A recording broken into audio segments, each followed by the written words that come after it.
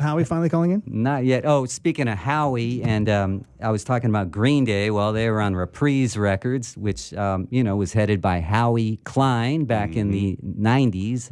He actually became the general manager in 89 and then the president in 95, and he held that position till 2001. And he's calling in today, possibly, but it might get pushed back to another day because, well, Bernie Sanders is in L.A. right now as we speak. What does that have to do with the price of chicken lips? What does that have to do Because with everybody right now who's tuning in to hear Howie Klein is not hearing Howie Klein because he's not on the radio. Howie loves politics. He has a political blog. He does. I was going to say something. Do you know why? Because Reprise kind of disappeared for a long time. Yeah. It was gone. Right. Nobody After cared. Fleetwood Mac, right? In the 70s. Fleetwood Mac. It was... They had Neil Hendrix. Young. They had Hendrix. Neil Young, Hendrix, a few other things, and then it kind of disappeared for a while. And I distinctly remember, Max will hate this story, but in 86, this young kid from Ohio who basically loved old school country, like the real rootsy country, and he also loved the Bakersfield sound, was on tour and came by and did my radio show in Detroit. And we had this chat on the air about because he was signed to Reprise, put an EP out on Reprise. And I'm like, going, how'd you get on that label? And he goes, it's probably the best label in the world, blah, blah, blah, blah, blah. It had, and he names like Neil Young, and he names all of these artists that were on it. He goes, I wanted to be on Reprise super badly. This was 86, pre-Green Day. Because in 86, Reprise was just, Oh, okay, trippy. I gotcha. I'm not talking about 415 or whatever, how he was doing. But the artist that was signed there basically turned into what we now know as Dwight Yoakam because he did not want to be part of the country scene. He was rocking, man. He wanted to be on rock. He wanted to be on a rock label. Or top 40, right? Nah, he didn't care about that stuff. He just wanted to write stuff because he was playing gigs with Max's favorite band, the Blasters. And he was playing gigs with X as well. He, John Doe, Exene, all that stuff. In fact, X opened up the show here last time. You know who started Reprise, right? Frank Sinatra. There you go. Yeah. Oh, yeah. We've got Howie Klein on the line. Hi, Howie. Hello. Howie Klein, former president of the Warner label Reprise Records, calling in. And also you owned 415 Records. That was awesome, out of the Bay Area. And you were the first punk DJ in America, right? I don't know about that. But, You're on KSAN. I certainly had with my partners, had the first punk show that was on a commercial station. So sometimes I would argue with Oedipus in Boston. But he at the time he wasn't at BCN when he did his punk show. He was on a college station, and then I also would argue with Rodney, but he didn't really do a punk show. I mean, Rodney did an English show, and they were both punk artists and non-punk artists. Like he would be just as happy to play the Sex Pistols, an English artist, or the Rod Stewart, an English artist. He just he played English stuff. So. They say that they were on, before me, but, they don't meet the criterion that I was talking about when I said I did the first punk show on a broadcast network. Okay, so then didn't you interview the Sex Pistols early on? Yeah. Well, they came to San Francisco and did their last show there. Winterland. I had met them when I was in England, and they felt comfortable coming on the show just as they were breaking up, basically, and we did them on two stations, KSAN in San Francisco and KSJO in San Jose. And on the KSJO show, they got me fired.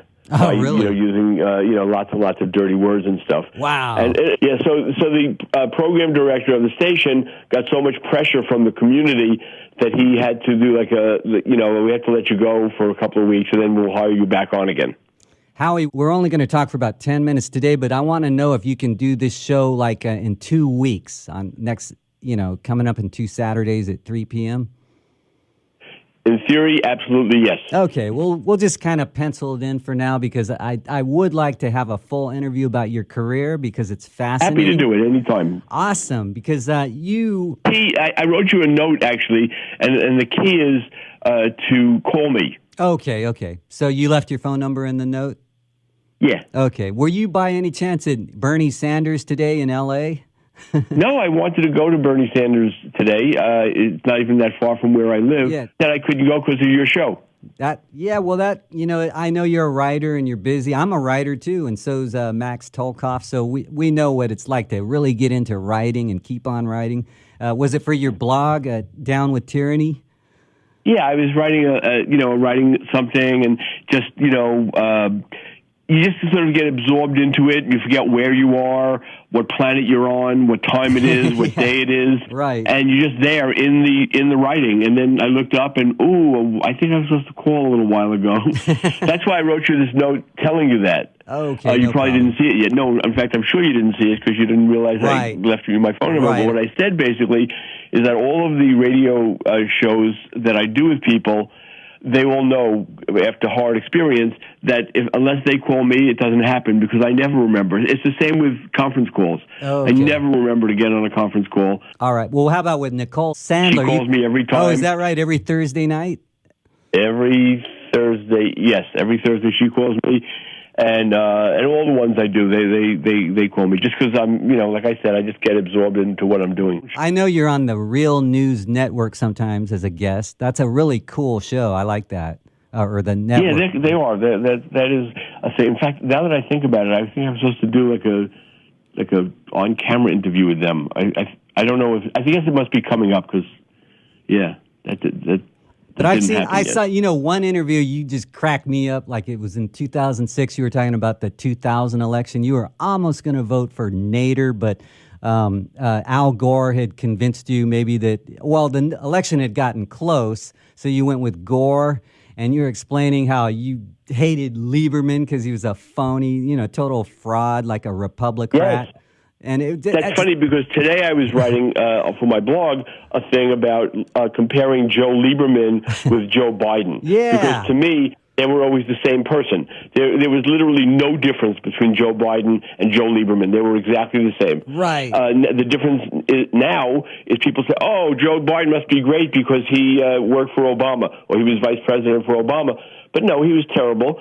Right. He was as bad as you can be and still be a Democrat. He's a warmonger. I don't think most Democrats understand that yet. Hopefully they will before it's too late. Joe Biden and Joe Lieberman, one and the same. This disgrace for the Democratic Party. Total phonies. I'm curious what Joe Biden whispers in women's ears all the time in those photographs. I mean, that guy's a creep. He is so creepy. In fact, I just ran this picture of him. I looked for a creepy picture of him with Stacey Abrams, and it was took me about 1 second to find it. And there it was, him all his hands all over her, and whispering to her. It was horrible. Yeah, man. What do you think about 2020 though? I've got Bernie at the top of my list at the moment, but what do you think? Or is it too early? Yeah, I'm 100% a Bernie guy. I mean, I went out with, believe it or not, for dinner last night with an evangelical pastor, and we spent a lot of time, a lot longer at dinner than I would normally spend because we just talked and talked and talked, and he was saying, how sometimes somebody because you drink the same water that they do. That was like a saying. And I thought about that and said, yeah. I mean, I feel, even though I've met Bernie a couple of times, I don't really know him as a person, but I feel like I really do because we lived in the same neighborhood. We went to the same elementary school. We went to the same high school. Wow. His family came from Eastern Europe at around the same time that my grandparents came from Eastern Europe. Wow. We drank the same water. Wow. And I'm completely, sold on him. If Elizabeth Warren winds up as the nominee instead, I'm not going to cry. I think she'd make an amazing president as well. But I feel like, I don't have that much longer to go. I've had some health problems. I'm old. And I'm thinking this is my last chance, or one of my last chances, to have a great president, on a level of Franklin Roosevelt kind of president. Yeah. I feel like after Roosevelt, we've had all mediocre presidents. Oh, yeah. Some obviously better than others, some really terrible, not mediocre, but really bad, but none that were really great. Well, I hope... Obama was okay. I kind of liked him, but not even close to a great president. So I'd like to have a great president. I know Bernie would be a transformative great president. I feel the same about Elizabeth Warren. She would be as well. The network's cutting us off, but we'll do a conversation at some time in the future. All right, maybe in a couple weeks. Great. I look forward to it. Awesome. Thanks a lot, Howie Klein. Reprise. One thing that we loved, I think Underworld was on the same label, right? Wasn't Underworld on the same label? I don't remember. Reprise? Yes, they were on Reprise. Right. Yes. They What is came this, down to this session here in San Diego, and they ended up becoming one of the most influential underground bands on the planet. Wow. NASA, look that up. So next week when we're sitting here, or I'm sitting here, Yeah. Are you going to be here next week? Because Rob can't. Tonkin's calling I can't, in. But you'll be unfortunately. back in 2 weeks, Why is right? Rob calling in? Why don't we have him here? Well, he's in L.A. so he's a Sacto boy originally. That's right. We went to high school together. I'm so wow. sorry. I'm so That sorry is you had to do crazy. that. Yeah. And he was a DJ too, a mobile DJ. He was Of on the course he radio was. at Party age sounds. at Party age sounds, 15. ladies and gentlemen. He was the youngest DJ in Sacramento history, just about. He was that on the was air his at company, 15. wasn't it? That was Party his company. Sounds? Party Sounds. That was Party yes, Sounds. yes, Party Sounds. So I wish we could keep on talking all day, but the network is about to cut us off as we go into a cannabis show called The Wide World of Weed.